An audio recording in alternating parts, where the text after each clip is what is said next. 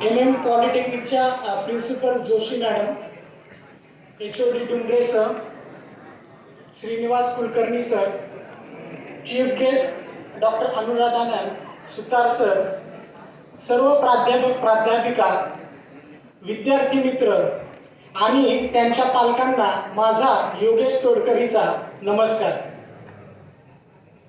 प्रत्येक सुरुवातीचा शेवट हा असतोच, तसेच प्रत्येक शेवट ही एक नवीन सुरुवात असते असं मला वाटतं.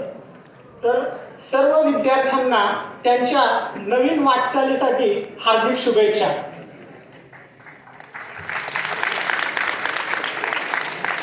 डॉक्टर APJ अब्दुल कलाम सरांना आपण सगळे ओळखतोच. तर आज थर्ड इयरच्या विद्यार्थ्यांचं फेअरवेल आहे.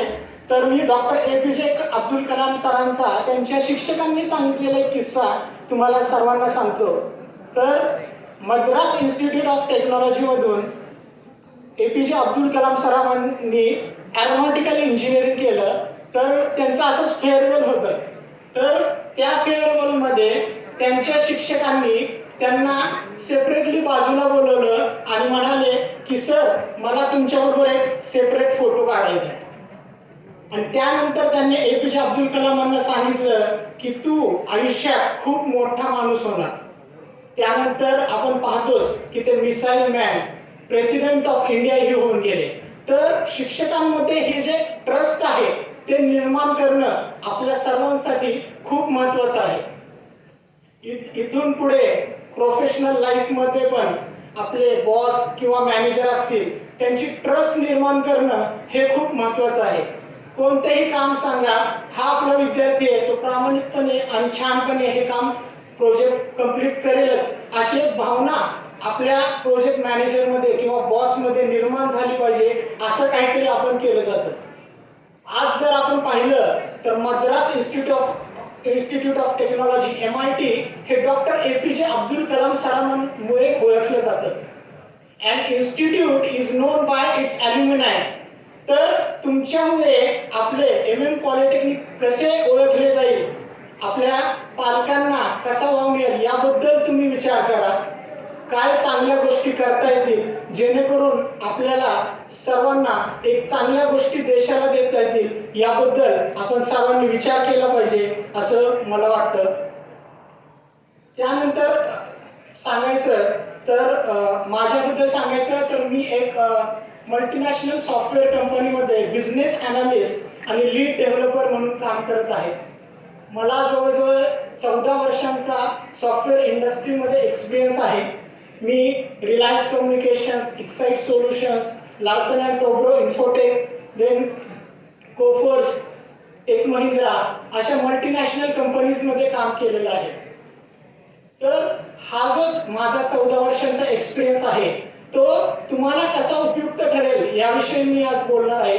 फक्त 20 मिनिटात मी तुम्हाला सर्वांना एक चांगल्या गोष्टी सांगणार आहे जेणेकरून तुम्हाला 20 मिनिटांनंतर तुम्ही बाहेर जेव्हा निघताल तेव्हा तुम्ही एक नवीन माणूस असतात, नवीन इंडस्ट्रियल एक्सपर्ट असतात. तर हे तुम्ही ऐकून घ्यावे असं मला वाटतं. आता टेक महिंद्रामध्ये असताना 2 वर्षांसाठी मला फोक्सवॅगन कंपनीमध्ये IT ॲप्लिकेशन डेव्हलपमेंटसाठी जाण्याची संधी मिळाली. तेव्हा मी जवळजवळ 9 ते 10 युरोपियन देश फिरलो. तर युरोपियन देशांमध्ये मी त्यांचा अभ्यास केला. तेव्हा मला जाणवले की दुसऱ्या महायुद्धानंतर आपण जर पाहिलं तर युरोपियन देश हे अंडर डेव्हलप होते, ऑलमोस्ट झिरो झाले होते. आत्ता जर पाहिलं तर ते डेव्हलप्ड आहेत. तर ते कसे डेव्हलप झाले? आता जर पाहिलं जर्मनीची करन्सी आहे युरो. 1 युरो म्हणजे 97 रुपये. 97 पटीने ते कसं काय डेव्हलप झाले? तर याचा मी सखोल अभ्यास केला आणि मला असं जाणवलं की ह्या सर्व डेव्हलपमेंट जे आहेत त्या त्यांनी अंगीकार केलेल्या पायाभूत सुविधा, जसं की त्यांनी जे उपाययोजना केल्या त्यांच्यामुळेच. जसं की आपण जर पाहिलं तर Germany is known by its strict laws related to thefts. Then झेक रिपब्लिक ऑस्ट्रिया आहे ज्याच्यामध्ये क्लीनलीनेस खूप छान आहे. नंतर हंगेरी येतात, पॅरिसमध्ये आयफिल टॉवर, इन्फ्रास्ट्रक्चरल डेव्हलपमेंट्स खूप छान आहेत. तर या सर्व गोष्टी त्यांनी कशा केल्या, काय काय गोष्टी आपण केल्या पाहिजेत त्यावर आधारित मी माझं स्वतःचं अ ड्रीम इंडिया हे पुस्तक लिहिलं आणि ते ॲमेझॉन किंडलवरही अवेलेबल केलं. आणि तुम्हाला सांगायला मला सर्वांना अभिमान वाटेल की आतापर्यंत 20,000हून अधिक कॉपीज या माझ्या पुस्तकाच्या ग्लोबल इंटरनॅशनली सेल झालेल्या आहेत. आणि ह्या पुस्तकासाठी माझ्या समाजकार्यासाठी मला 2023 मध्ये पुणे ड्रीम फाउंडेशन तर्फे डॉक्टर APJ अब्दुल कलाम अवॉर्डही मिळाला. तर आता सोशल रिस्पॉन्सिबिलिटी म्हणून प्रत्येकाची काही ना काही असते. तर त्यासाठी मी माझा स्वतःचा योगेश तोडकरी नावाचा YouTube चॅनल चालू केला. मला पुस्तक वाचनाची आवड आहे, तर माझा समाजाला फायदा कसा होईल त्यावर मी वर्क केलं. तर मी प्रत्येक पुस्तकाची 10 मिनिटात त्या पुस्तकात काय आहे सारांश देतो. योगेश तोडकरी YouTube चॅनल जर तुम्ही केला तर त्यावर ikigai, then 11 commandments of life maximisation, start with why, अंतराळ समजून घेताना, या सर्व पुस्तकांमध्ये काय आहे ते 10 मिनिटात मी तुम्हाला सांगतो, जेणेकरून लोकांमध्ये पुस्तक वाचण्याची एक आवड निर्माण झाली पाहिजे असं मला वाटतं. आणि मी हे बिलीव्ह करतो, reading provide wings to your dreams. तर पुस्तक वाचन हे तुमच्या स्वप्नांना भरारी देतं असं मला नेहमी वाटतं. त्यासाठी तसेच माझ्या YouTube चॅनलवर मी इनोव्हेटिव्ह व्हिडिओजही सांगतो आणि इनोव्हेटिव्ह आयडियाज आणि त्यांचे प्रोडक्ट्स त्यांना मी मदतही करतो. तर एक साताऱ्याचा शेतकरी आहे, त्याचं एक व्हर्टिकल गार्डन म्हणून आहे. आपण फ्लॅट सिस्टीममध्ये बरेच जण राहतो, तर फ्लॅट सिस्टीम्समध्ये आपल्या बाल्कनीत एक व्हर्टिकल गार्डन म्हणून एकाच व्हर्टिकल गार्डनमध्ये 12 झाडं एका वेळेस आपण लावू शकतो. तर असे इनोव्हेटिव्ह व्हिडिओज बनवून स्टुडंट्सला, बाकीच्या लोकांना आयडियाज येतात की आपण अजून काय करू शकतो. तर त्यासाठी मी योगेश तोडकरी नावाचे YouTube चॅनल चालू केले. तसेच त्यामध्ये माझ्या स्वतःच्या स्वरचित कविताही मी अपलोड करतो, पब्लिश करतो. तर माझं तुम्हाला सगळ्यांना सांगणार आहे की तुम्ही नक्की माझ्या योगेश तोडकरी नावाच्या चॅनलला व्हिजिट द्या. त्यामध्ये तुम्ही नवनवीन व्हिडिओज, नवनवीन आयडियाज तुम्हाला येतील आणि ते सबस्क्राईब करा. आता तुम्ही सर्वजण इंडस्ट्रियल एकतर इंजिनिअरिंगकडे जाणार किंवा इंडस्ट्रीमध्ये काम करायला जाणार. तर इंडस्ट्रीमध्ये काय एक्सपेक्टेशन्स असतात आणि इंडस्ट्रीमध्ये आपण कोणत्या वेजनी एंट्री घेऊ शकतो त्याबद्दल सांगणार आहे. आता मी जे सांगणार आहे ते तुमच्या सगळ्यांसाठी, विद्यार्थ्यांसाठी खूप महत्त्वाचे आहे. If you want to write it down, you can jot down the points. तर 3 वेजनी आपण इंडस्ट्रीमध्ये एंट्री मिळवू शकतो. एक तर jobs through, second is freelancing jobs, and third is starting our own business. Startup business तुम्ही स्टार्ट करू शकता. तर येऊया सगळ्यात पहिला पॉईंट, जॉब्स.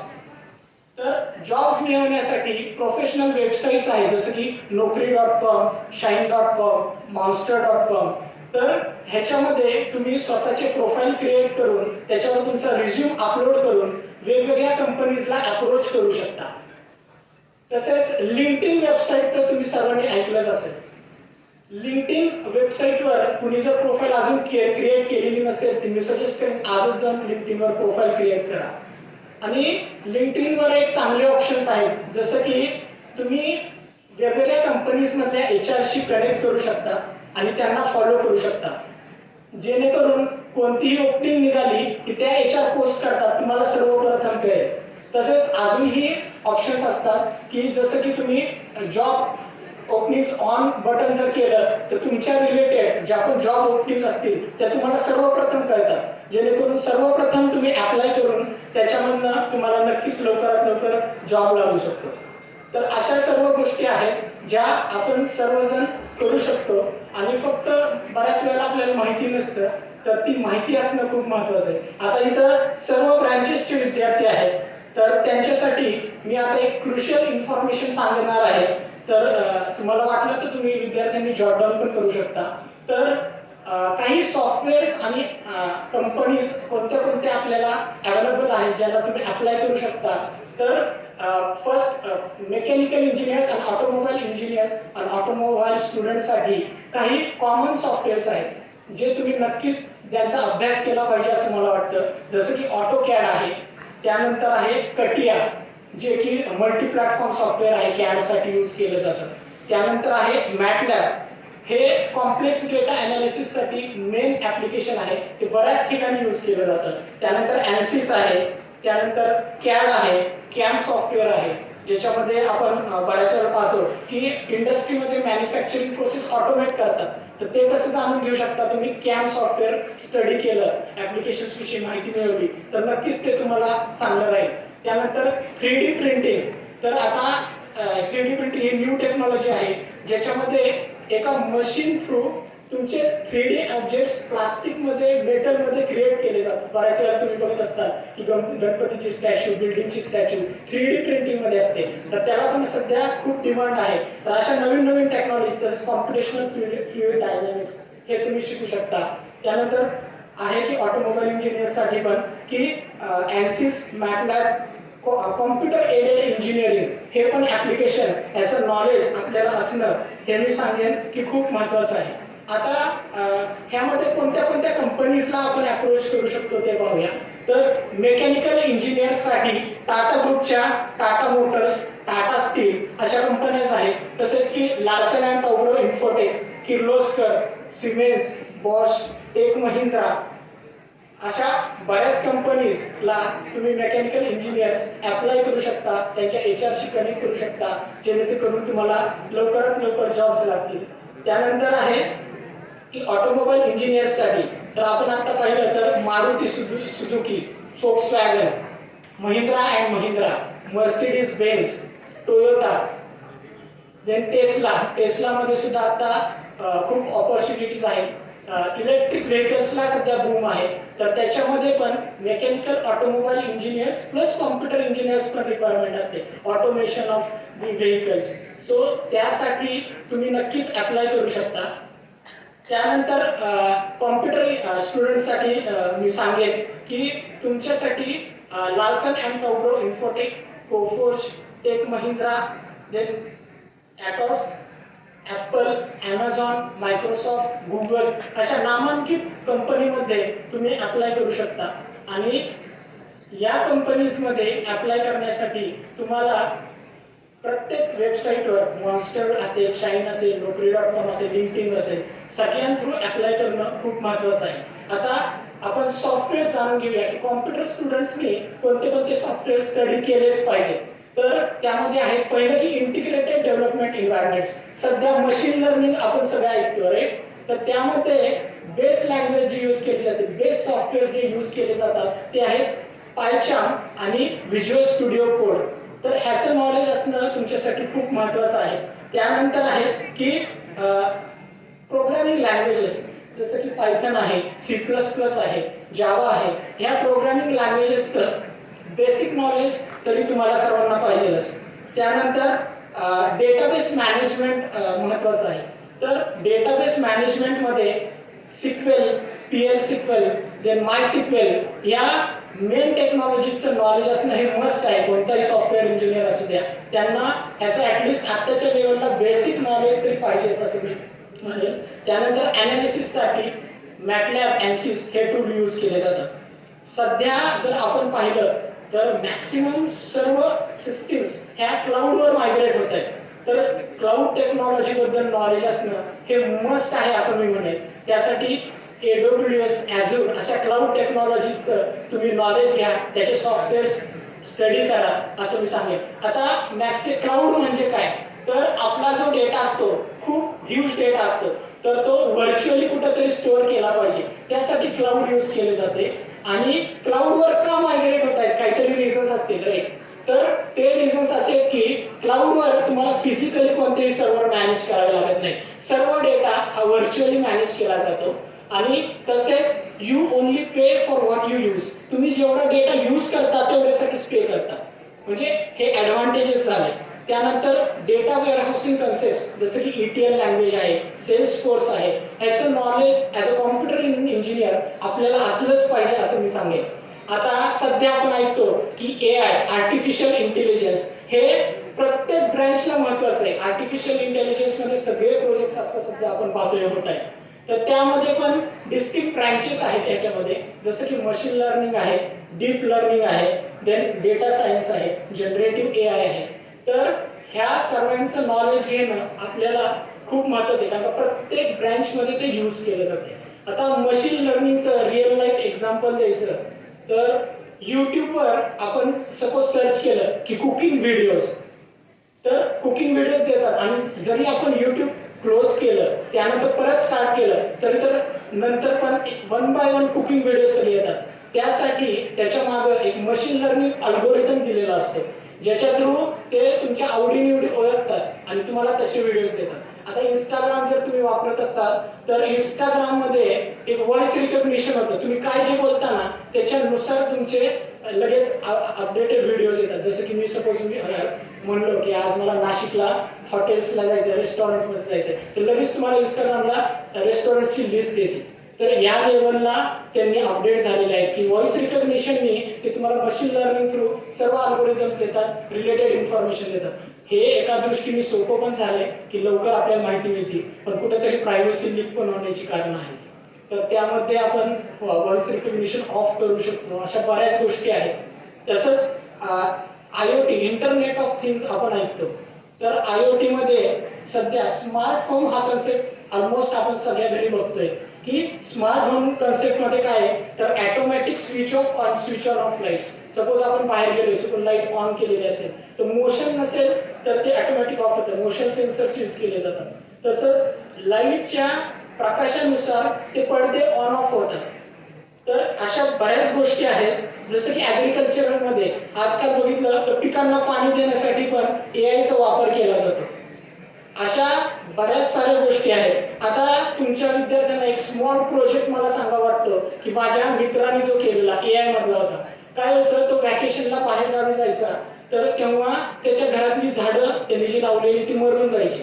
तर त्यांनी त्याच्यावर विचार केला, प्रॉब्लेमचं अनालिसिस केलं आणि त्यांनी एक प्रोजेक्ट केला छोटासा की त्यांनी एक आपल्या झाडाच्या शेजारी मॉइश्चर सेन्सर सॉइलमध्ये ठेवला. तसंच टेम्परेचर सेन्सर आणि अजून एक सेन्सर त्यांनी यूज केला जो ह्युमिडिटी काउंट करेल, ह्युमिडिटी कॅल्क्युलेट करेल. तर मॉइश्चर, टेम्परेचर आणि ह्युमिडिटी ही सगळी कॅल्क्युलेट करून त्यावरून ते ठरवायचे की या प्लांटला किती पाण्याची गरज आहे आणि त्या गरजेनुसार ते झाडांना मोटर सेन्सर थ्रू पाणी पंप करत होते. तर अशा प्रकारे नवीन नवीन प्रोजेक्ट्स तुम्ही नक्कीच करू शकता आणि त्यामध्ये AI मध्ये आता खूप वाव पण आहे, जेणेकरून तुम्हाला नवीन नवीन शिकण्यासाठी नक्कीच वाव आहे असं मी म्हणेन. त्यानंतर हेल्थ कार्ड आहे, स्मार्ट वॉच आहे, असे बरेच एक्झाम्पल्स आहेत AIचे. आता तुमच्या सर्वांच्या मनात एक विचार येत असेल की AI आपले जॉब्स रिप्लेस करणार का? अप टू सम एक्सटेंट हे जॉब्स रिप्लेस होतील, पण AI शिकणारे नवीन लोक, नवीन स्टुडंट्स हे लागणार आहेत. आपण विचार केला, कॉम्प्युटर्स जेव्हा आलते तेव्हा बऱ्याच लोकांना वाटलं की मॅन्युअली केलेली कामं झाली, सगळीच रिप्लेस होती, किंवा कॉम्प्युटर आलते तेव्हा वाटलं की आपल्या जॉबचं काय होणार. पण कॉम्प्युटर्समुळे आपण पाहिलं तर बरेच जॉब क्रिएट झाले. तसंच AIचं पण आहे. AI मुळे नवनवीन जॉब्स क्रिएट होतील, नवनवीन शिकायला मिळेल. तर ते AI रिलेटेड इन्फॉर्मेशन, सॉफ्टवेअर्स तुम्ही नक्की शिका. त्यामध्ये बराच आता बूम आहे. त्यामुळे मी सांगेन की तुम्ही लवकरात लवकर ते शिकून घ्या. आणि लाईफमध्ये मी बिलीव्ह करतो की इकिगाई प्रिन्सिपल वापरलं पाहिजे. इकिगाई प्रिन्सिपलमध्ये काय सांगतात की what we like must collide with what market needs. तर यांचं एक इंटरसेक्शन पाहिजे आपल्या लाईफमध्ये की मला सपोज AI आवडतं आणि मी जर शिकतोय आणि मार्केटला पण ते अवेलेबल असेल तर नक्कीच आपली पर्सनल आणि प्रोफेशनल ग्रोथ ही होऊ शकते असं मी म्हणेन. त्यामुळं जास्तीत जास्त मुलांनी AI, क्लाउड कॉम्प्युटिंग हे शिका आणि त्यामध्ये काहीही हेल्प लागली, गायडन्स लागला तर तुम्ही मला कॉन्टॅक्ट करू शकता. आणि मी स्वतः AWS क्लाउड प्रोफेशनल ही आहे. त्यामुळे काही नवीन प्रोजेक्ट्स करायचे असेल, माहिती असेल, नक्कीच मी तुम्हाला मदत करू शकतो. त्यानंतर येऊया मेकॅट्रॉनिक स्टुडंट्स ही आहेत. तर मेनली त्याच्यामध्ये इंडस्ट्रियल ऑटोमेशन आणि रोबोटिक्सचं कॉम्बिनेशन होतं. तर यामध्ये कोणत्या कोणत्या कंपन्यांना तुम्ही मेकॅट्रॉनिक स्टुडंट्स अप्लाय करू शकता. त्यामध्ये आहे की Siemens, Bosch, then mechatronic solutions, then different Boston Dynamics आहे, हेला मेकॅनिक्स आहे, अशा बऱ्याच साऱ्या कंपनीज आहेत ज्याच्यामध्ये तुम्ही मेकॅट्रॉनिक्स स्टुडंट्स अप्लाय करू शकता. आता ह्याच्यामध्ये कोणते कोणते सॉफ्टवेअर्स तुम्हाला शिकणं महत्त्वाचं आहे. खरं तर कॅड, ऑटोकॅड हे सॉफ्टवेअर्स ऑलमोस्ट सगळीकडे लागतात, त्यामुळे हे शिकणं प्रत्येक ब्रँडसाठी इम्पॉर्टंट आहे असं म्हणेल. तसंच ह्याच्यामध्ये मॅटलॅब प्रोग्रामिंग लँग्वेज यूज केली जाते, C++, पायथॉन आणि फ्युजन 360 हे पण सॉफ्टवेअर वापरतात आणि रोबोटिक्स रिलेटेड सॉफ्टवेअर्स आपण स्टडी केली पाहिजे असं मला वाटतं. देन आता इलेक्ट्रिकल स्टुडंट्स पण असतील, तर इलेक्ट्रिकल स्टुडंट्ससाठी कोणत्या कोणत्या कंपनीज अवेलेबल आहेत, तर वेरॉक, LG, फिलिप्स अशा बऱ्याच साऱ्या कंपन्या आहेत. हनीवेल अशा बऱ्याच साऱ्या कंपनीजमध्ये तुम्हाला ऑपॉर्च्युनिटीज आहेत आणि त्यासाठी सॉफ्टवेअर्स कोणते कोणते आपण नक्की स्टडी केले पाहिजे. तर मॅटलॅब आहे, सिमिलिंक आहे, देन ऑटोकॅड इलेक्ट्रिकल आहे, देन पॉवर वर्ड सिम्युलेटर आहे. तर ह्या सर्वांचा अभ्यास आपण केलाच पाहिजे असं मला वाटतं.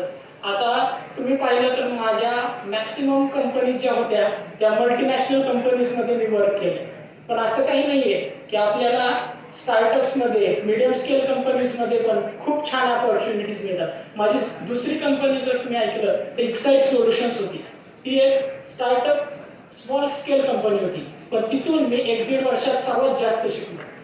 तर अशा प्रकारे प्रत्येक ठिकाणी ऑपॉर्च्युनिटीज ह्या असतात आणि त्या ऑपॉर्च्युनिटीज आपण मिळवल्या पाहिजेत असं मला वाटतं.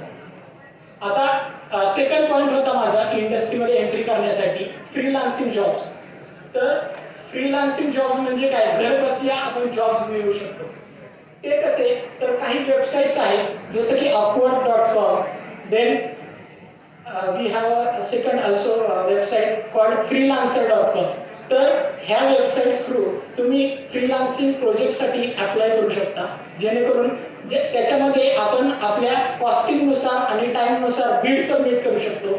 जर क्लायंटला आपली बीड आवडली, त्यांना वाटलं की हे काम व्यवस्थितरित्या ह्याच्याकडून होऊ शकतं, तर ते आपल्याला ती बीड ओके म्हणून सांगतात. देन आपण जर ते काम दिलेल्या वेळेत केलं तर आपल्याला ती बीड मिळते आणि त्याच्या बदल्यात आपल्याला पैसेही मिळतात. असे वेगवेगळे आपल्या रिकाम्या वेळेत आपण हे फ्रीलान्सिंग वर्क ही करू शकतो. आता येऊया थर्ड इंडस्ट्रियल एंट्री आपण कशी मिळवू शकतो. तर स्टार्टअप बिझनेस. आता सध्या आपण पाहिलं तर स्टार्टअप बिझनेसला खूप बूम आहे.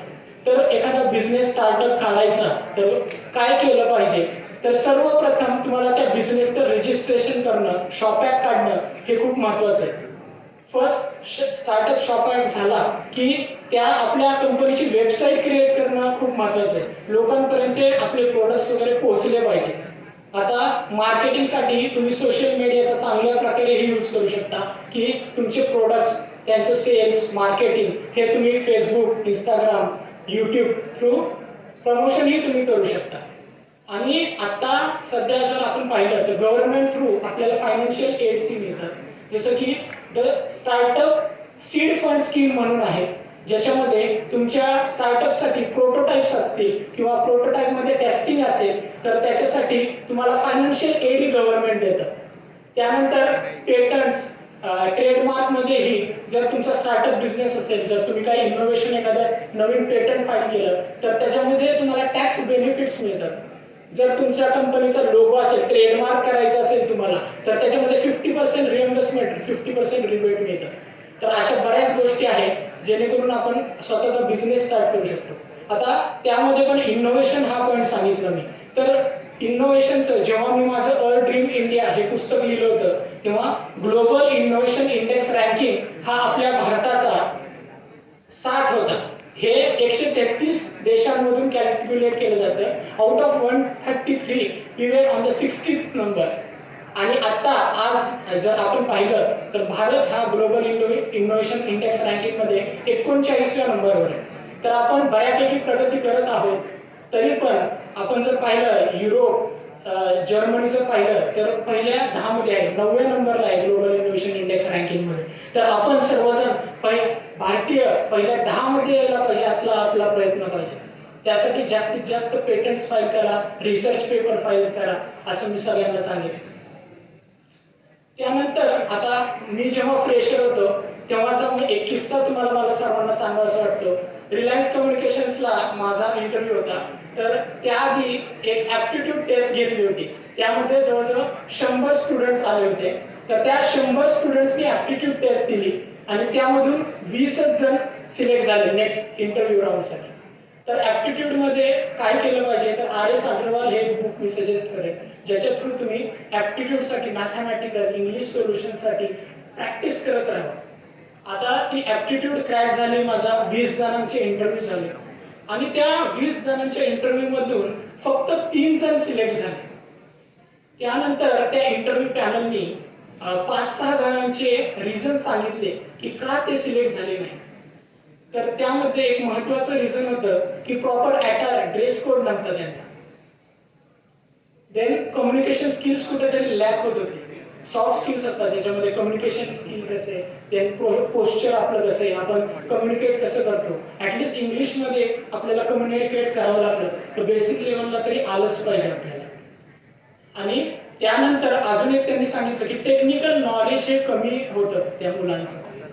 तर टेक्निकल नॉलेजसाठी मी तुम्हाला सर्वांना सांगेन की W3 स्कूल्स, ट्युटोरियल्स पॉइंट अशा, देन oracle.com अशा डिस्टिंक्ट कंपनीच्या स्वतःच्या वेबसाईट्स आहेत. त्यामध्ये कोणतंही ॲप्लिकेशन सॉफ्टवेअर तुम्हाला स्टडी करायचं असेल तर तुम्ही नक्कीच त्याच्यावर जाऊन ती बेसिक लेवलला तरी तुम्ही एक्सपर्ट बनू शकता. देन प्रॅक्टिस, शेवटी कोणतीही गोष्ट प्रॅक्टिस ही खूप महत्त्वाची. कंटिन्युअस जर तुम्ही प्रॅक्टिस करत राहिला तर नक्कीच तुम्हाला यश येईल. तुम्हाला सांगा वाटेल की आजही मी दिवसभरातला 1 तास तरी नवीन काहीतरी शिकायसाठी काढतो. तर प्रॅक्टिस करणं हे सगळ्यात इम्पॉर्टंट आहे. आता महत्वाचा पॉईंट, आता तुम्ही जॉब करा, बिझनेस करा, काही करा, सगळ्यात महत्वाचं आहे ते डिसिप्लिन. आपल्या आयुष्यात, प्रोफेशनल लाईफमध्ये डिसिप्लिन हे खूप महत्वाचं आहे. आता माझ्यावर रॉबिन शर्मांच्या द 5 AM क्लब या पुस्तकाचा खूप प्रभाव पडला. तर त्यामध्ये सांगितलं होतं की आपल्या दिवसाचा पहिला तास हा खूप महत्वाचा असतो. त्यामध्ये आपण 20-20-20 हा रूल अप्लाय केला पाहिजे. तर तो काय आहे, तर 20 मिनिट्स फॉर एक्सरसाइज और yoga, 20 minutes for any hobby that you like, reading असेल, रायटिंग असेल, काहीही करा, 20 मिनिट्स फॉर मेडिटेशन. जर तुम्ही फॉलो केलं तर तो दिवस तुम्हाला खूप छान जातो. त्यानंतर पण आपल्या रोजच्या वेळेमध्ये डिसिप्लिन पहा, वेळेवर कॉलेजमध्ये जावा, वेळेवर गोष्टी करा, जेणेकरून आपल्याला एक डिसिप्लिन आवड निर्माण होते आणि त्या डिसिप्लिन थ्रू एक हॉबी क्रिएट होते आणि ज्याच्यामुळे आपला ओव्हरऑल ग्रोथ होते. तर आणि अजून एक मला तुम्हाला सर्वांना सांगावं असं वाटतं की 1% रूल मी तुम्हाला सांगतो की आपण जर रोज 1% जरी डेव्हलप झालो, इम्प्रूव्ह झालो, तर एका वर्षात आपण 37 पटीने इम्प्रूव्ह होऊ शकतो. हे इलॉन मस्क, जेफ बेझोस हे सगळे हे प्रिन्सिपल यूज करतात. तर त्याच्यामध्ये काय आहे, आता हे कॅल्क्युलेशन कसं झालं, तर 1.01 रेस टू आपल्या एका वर्षात 365 दिवस असतात. 1.01 रेस टू 365 इक्वल टू 37. आणि तेच जर आपण रोज 1% डिक्रीमेंट झालो, काहीच केलं नाही, तर आपण 0.03 म्हणजे 0.99 रेस टू 365 म्हणजे 0.0 पण होतं. तर यावर आपण विचार केला पाहिजे की रोज काही ना काही नवीन शिकलं पाहिजे, रोज काही ना काही स्वतःत इम्प्रूव्हमेंट केली पाहिजे. I will suggest compete with your own self. रोज स्वतः इम्प्रूव्ह होत आहे का, त्या इम्प्रूव्हमेंटसाठी आपण काय केलं पाहिजे. नवनवीन लँग्वेजेस शिका, नवनवीन सॉफ्टवेअर शिका. त्याच्यामध्ये काही अडचण आली, गायडन्ससाठी तुमचे टीचर्स आहे, मी आहे. तर तुम्ही नवनवीन शिकलात तर त्यातून तुम्हाला नवनवीन माहिती मिळेल. आता YouTube बद्दल सांगायचं तर YouTubeमध्ये काही चांगला कॉन्टेंट ही असतो की जसं की ग्राफिक डिझायनिंग जर आपल्याला करायचं तर ग्राफिक डिझायनिंग रिलेटेड आपल्याला व्हिडिओज मिळतात, ज्याच्या थ्रू आपण पूर्ण graphic designing end to end पण शिकू शकतो फ्री ऑफ कॉस्ट. तर अशा प्रकारे सोशल मीडियाचा चांगला वापर करा, मोबाईलचा चांगला वापर करा. आता माझ्या मित्राचं एक्झाम्पल तुम्हाला द्यावं लागतं. त्यांनी YouTube थ्रू ग्राफिक्स डिझायनिंग पूर्ण शिकला आणि आज त्याला मिनिमम 30,000 रुपयाचे फ्रीलान्सिंग ग्राफिक्स डिझायनिंग थ्रू मिळतात महिन्याचे.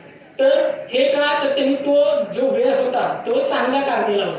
तर अशा प्रकारे आपण चांगल्या गोष्टी आत्मसात करून त्याचा समाजाला काय फायदा होईल यासाठी आपण प्रयत्न केला पाहिजे असं मला वाटतं. त्यानंतर आता जाता जाता मला सांगा वाटतं की नवनवीन गोष्टी शिकत राहिलं, आपण इनोव्हेट केलं आणि चांगल्या चांगल्या गोष्टी आत्मसात केल्या तर लवकरच आपण नक्कीच एक महासत्ता बनू आणि एक डेव्हलप कंट्री म्हणून आपण लवकरच प्रस्थापित होऊ असं मला वाटतं। या ठिकाणी तुम्ही मला बोलण्याची संधी दिली त्याबद्दल मी ऑर्गनायझर्सचे सर्वांचे धन्यवाद करतो। And if you need any guidance, feel free to contact me. Shrinivas Kulkarni सरांकडे, प्रिन्सिपल मॅडमकडे माझा नंबर आहे, तुम्ही मला कॉल व्हॉट्सअप मेसेज करू शकता, जेणेकरून मी तुमच्या नक्कीच कॉन्टॅक्टमध्ये राहील आणि मला मदत करायला नक्कीच आवडेल। धन्यवाद।